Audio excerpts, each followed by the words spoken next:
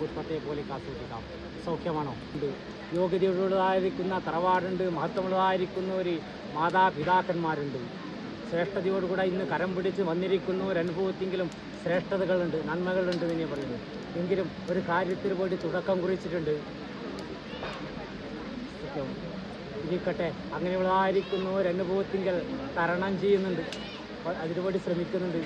എങ്കിലും അത് കരത്തിങ്കൽ നേടണം. അതിലല്പമുള്ളതായിരിക്കുന്ന ഒരു തടസ്സങ്ങളുണ്ട്, ഭയമുണ്ട്, ശൂന്യതയുണ്ട്. അതെല്ലാം മാറ്റിത്തരാം. നിൻ്റേതായിരിക്കുന്ന ഒരു കരത്തിങ്കൽ വ്യാപാരം ഒരു മനുഷ്യന് നിർബന്ധമാണ്. വിദ്യ അനുകരിക്കുന്ന ഒരു സാഗരം, വിദ്യ സാഗരം തന്നെയാണ്.